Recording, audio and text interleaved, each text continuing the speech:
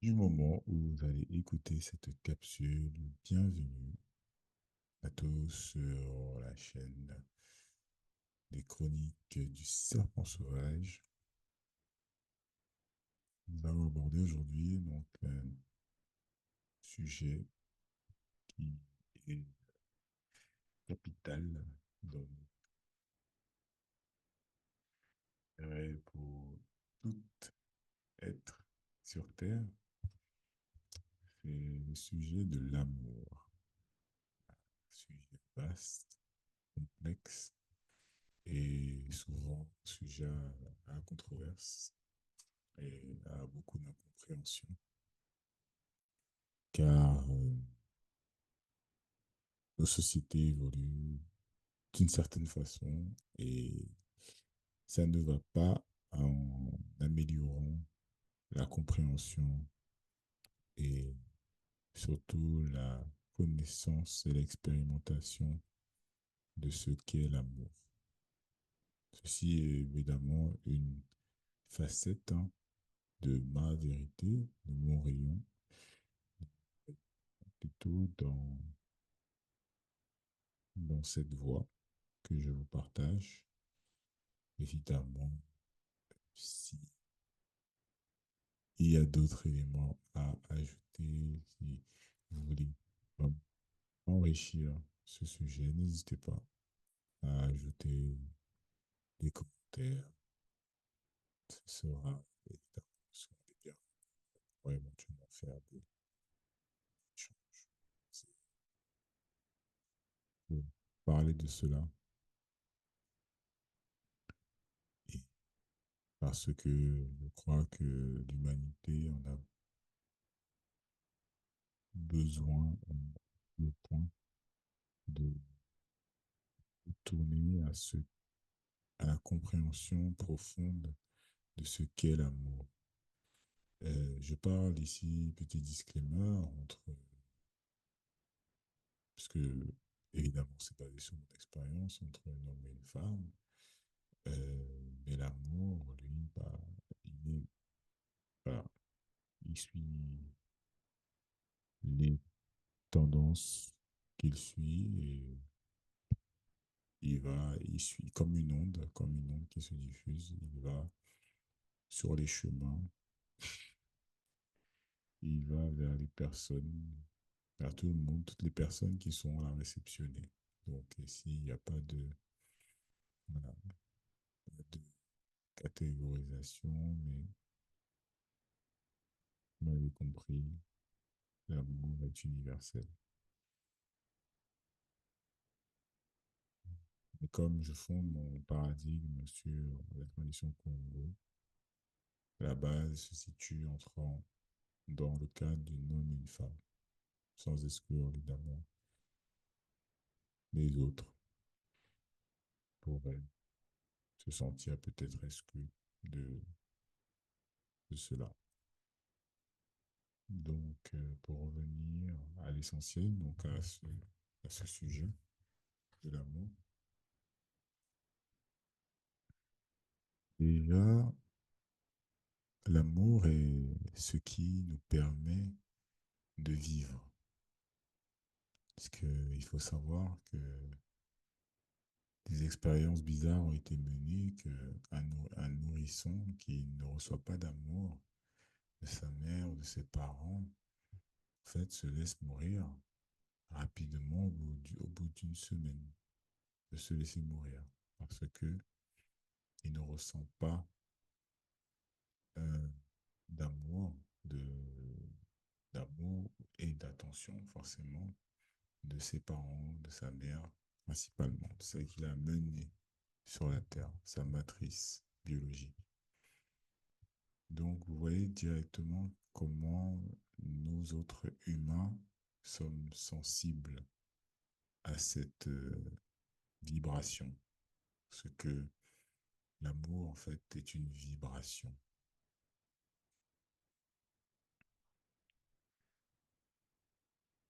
Et même pour compléter, ça est une vibration qui, qui émane, qui est générée par notre cœur.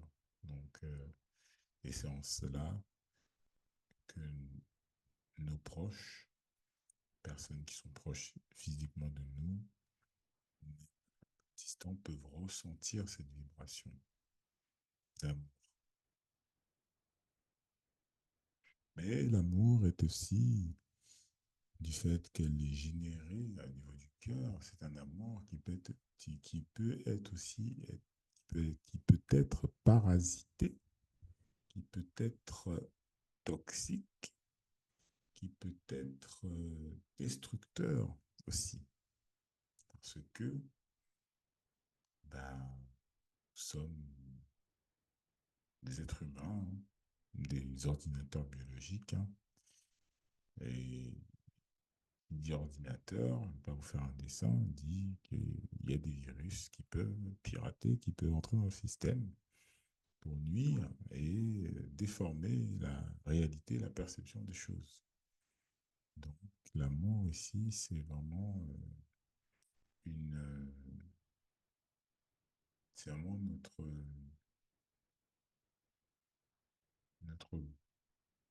protection, c'est-à-dire que notre épée, notre bouclier, voilà, pour avancer, pour avancer dans le discernement, voilà. Et la justice, la sagesse, c'est l'amour.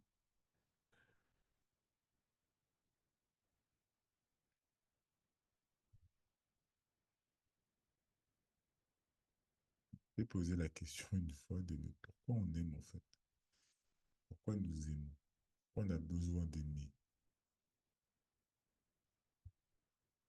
On se peut paraître très philosophique, mais je crois qu'en méditant là-dessus, je crois que l'amour est une manière en fait, de nous connecter entre nous. En fait, c'est un lien que nous avons entre nous, quand je dis entre nous, entre êtres humains, mais de se connecter. C'est un moyen de connexion, c'est un média de connexion pour vibrer ensemble, pour être en résonance, c'est même un moyen de communication en fait, hyper technologique, tellement technologique que l'être humain ne comprend toujours pas que c'est un moyen de communication. Car l'amour se, se décrit en musique, l'amour se décrit dans des écrits, l'amour se décrit dans un regard, l'amour se décrit dans des attentions, dans des gestes.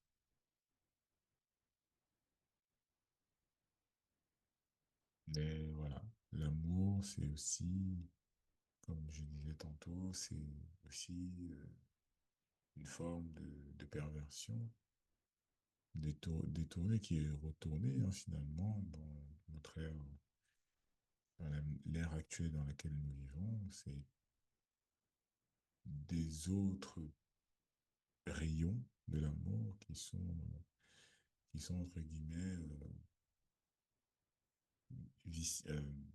oui, qui sont viciés et qui sont offerts au monde, largués au monde comme ça pour dire voilà ce qu'est l'amour, débrouillez-vous avec, mangez-le, digérez-le, mais débrouillez-vous, vous allez pouvoir gérer. Mais sans savoir que cet amour vicié que nous offre parfois le monde présent, bah, c'est un amour qui nous fait du mal, qui ne fait pas du bien, qui nous crée des dépendances affectives, des dépendances, manque d'attention, en fait, qui nous poussent vraiment à ce que des biais cognitifs se créent dans notre tête parce que nous n'avons pas reçu cet amour, je dirais, n'a pas reçu la bonne vibration de l'amour. Parce que peut-être papa, maman étaient, voilà, ont vécu des choses bizarres dans leur existence et n'ont pas dé- reçu eux-mêmes cet amour. Donc, vous voyez, ça va très loin, ça peut remonter comme ça des générations où effectivement il y a eu le manque d'amour et par l'effet de la transmission de l'ADN, hein, dans l'ADN, nous pouvons nous retrouver à ne pas savoir aimer, en fait, à ne pas savoir ce qu'est l'amour. L'amour ici, qui est l'amour inconditionnel. Le Zola, comme on dit dans la tradition Congo, en Kikongo, le Zola, l'amour inconditionnel. C'est cela même que nous finalement recherchons, hein. C'est quand on se met en couple, quand on veut être près d'un parent qui, parce que c'est un parent, on suppose, on ne devrait pas, qu'il est dans son devoir de nous transmettre de l'amour inconditionnel. Mais l'amour inconditionnel ne se décrète pas. L'amour inconditionnel ne, le Zola ne coule pas de source. Voilà. Parce que nous sommes ce que nous sommes dans cette incarnation et cet amour, c'est un amour qui demande justement un travail profond sur soi, en soi, pour se connaître, pour vivre et se découvrir, en fait, notre, découvrir en fait, notre divinité intérieure, notre connexion à notre lema, à notre muela. Et c'est seulement quand on s'est connecté, quand on a fusionné avec ce double, que nous sommes justement dans cette cohérence, cohérence cardiaque, émotionnelle, intellectuelle, spirituelle, pour pouvoir dégager de l'amour, l'amour inconditionnel. Parce que dans un couple, hein, je vais prendre ici un kaboula personnel, les relations que j'ai pu avoir dans le passé, bizarrement, se terminent toujours de la même façon. C'est-à-dire que tu commences avec une personne, mais rapidement, tu es lassé, tu es là, tu dis, bon, il n'y a plus la flamme, ça va plus, c'est l'autre, ben, c'est toujours l'autre, hein. Jamais on se remet jamais en question. C'est ça que dans les ruptures, on accuse toujours les gens, alors que on devrait d'abord commencer par s'interroger soi-même, bien sûr, hein, dans une relative éclairage sur soi, sur ses valeurs. Donc, il faut déterminer effectivement là où nous avons une forme de, de, de responsabilité parce que dans la tradition Congo, comme enseigné dans l'école, très, comme nous avons enseigné dans l'école Kimoto, nous projetons des expériences que nous n'avons pas digérées à l'extérieur de nous. Donc ces expériences sont projetées à travers nos expériences, nos rencontres sociales, notre expérience dans la vie. Et elles sont comme des cas, des cas d'école, comme voilà, des études de cas qui se présentent à nous, des problèmes comme ça que nous devons résoudre parce que ce sont des tests pour nous faire comprendre, pour nous faire prendre conscience de est-ce qu'on a compris pourquoi l'amour là, qu'on a essayé de donner n'a pas fonctionné, n'a pas été réceptionné. Hein? Est-ce que on était bien disposé? Est-ce qu'on était honnête avec soi-même? Est-ce qu'on portait des masques? Hmm. Ah, c'est des questions qu'il faut se poser en toute honnêteté, en toute transparence, et ne pas avoir honte, hein, des réponses que pour nous donner ces introspections.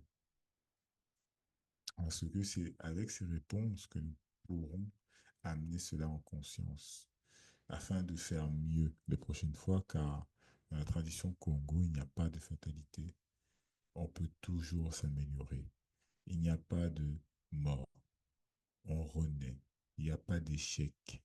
C'est un apprentissage. Donc, l'idée ici n'est pas de torturer les enfants des gens avec l'amour tordu que nous avons. L'idée ici est de travailler sur soi pour ne pas reproduire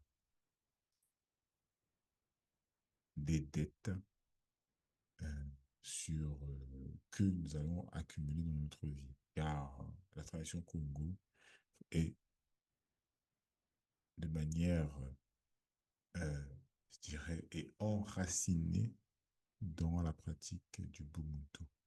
Donc, le Ubuntu ici, à travers ces différents préceptes, hein, nous inculque que on ne doit pas, entre guillemets, faire à autrui ce qu'on ne voudrait pas qu'on nous fasse. Voilà. On ne doit pas nuire à autrui, pas, ni parce que on le sait, ni par, parce qu'on, ni par omission, ni par manque d'information. On est dans une obligation d'apprendre à se maîtriser, d'apprendre à maîtriser son mental, à maîtriser euh, sa manière d'être avec autrui, à ne pas projeter sur autrui les traumas que nous avons vécus, les traumatismes et autres bizarreries, parce que nous sommes là juste pour expérimenter l'amour, l'amour inconditionnel. Mais cet amour inconditionnel ne se révèle à nous que lorsque nous avons fait ce travail de nettoyage sur ces vérités sombres qui sont au fond de notre cœur. Parce qu'il faut les déblayer. Parce que aucun de nous n'est innocent. Chacun a son, je dirais, sa croix à porter. Chacun a ses nettoyages à faire. Et c'est ça, la pratique du Ubuntu. C'est le kisalu, le travail sur soi perpétuellement pour devenir de meilleures personnes, pour devenir des Muntu Diamona, donc des êtres humains éclairés, des êtres humains conscients, voire supraconscients.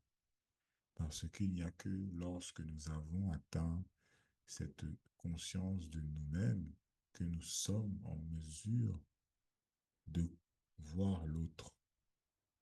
Parce que l'amour que nous avons, que nous allons découvrir au fond de nous, va nécessairement nous apporter de l'indulgence,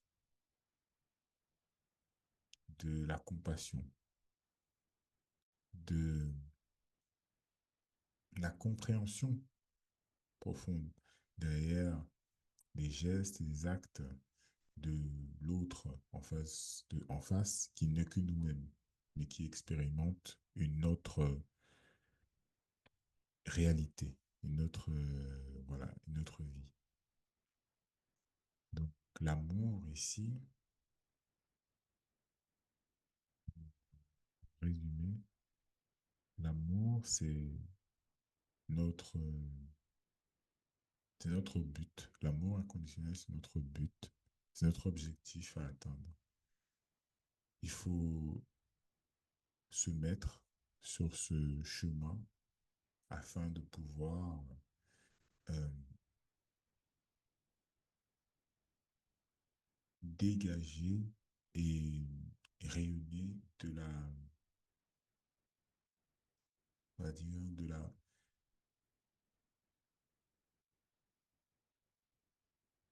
de la paix en soi et autour de soi. Parce que cet amour est d'abord en soi-même. C'est-à-dire que l'amour, on ne peut aimer quelqu'un réellement, sincèrement, que si on ne s'aime soi-même. Il faut s'aimer intensément, il faut s'aimer abondamment, il faut s'aimer sans limite, peu importe nos défauts, peu importe ce qu'on dit de nous, il faut comprendre ce que nous sommes. Et cette compréhension de ce que nous sommes, c'est cela l'amour. Car il n'y a que comme ça, il n'y a que de cette façon-là que nous arrivons à être équilibrés dans nos relations.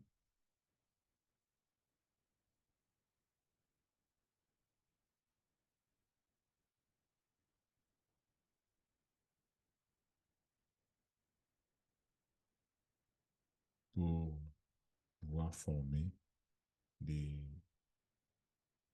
foyers stables, aimants et puissamment ancrés. Parce que sans cela, ça crée souvent le désordre que, qu'on observe et parce que nous manquons encore de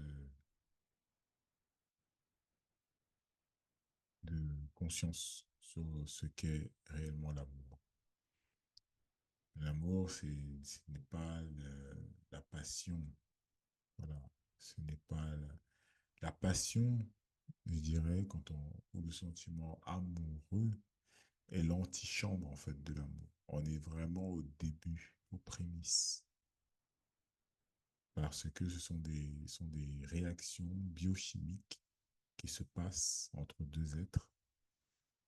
Et, et c'est à ces deux êtres-là de canaliser ces énergies parce que l'homme et la femme sont un à l'origine. Donc, lorsqu'ils se retrouvent, eh ben, ils entrent en résonance électromagnétique. On appelle ça l'état Maungu dans la tradition Congo.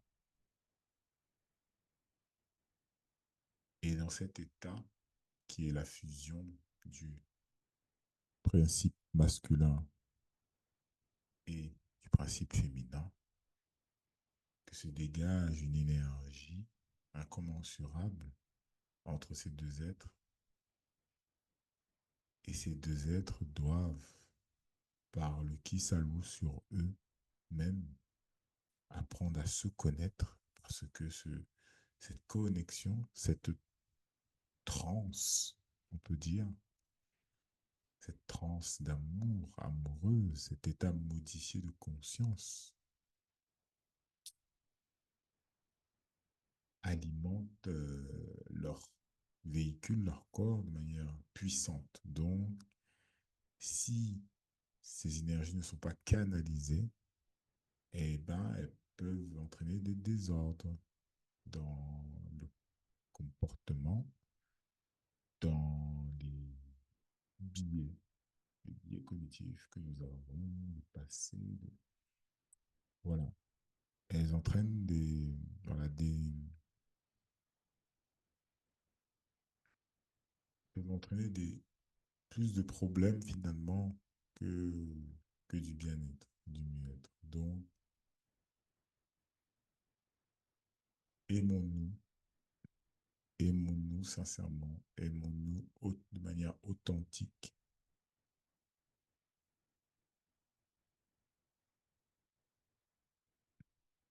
aimons-nous vivants, voilà, en vivant, aimons-nous en vivant, aimons-nous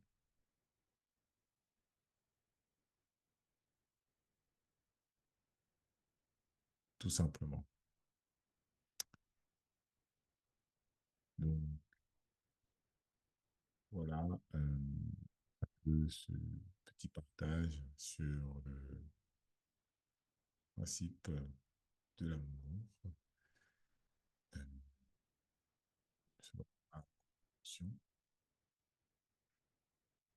Tono d'avoir pris le temps d'écouter ce partage et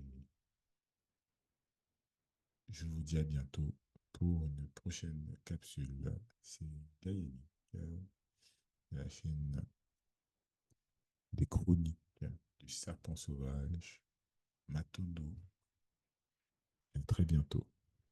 Zola.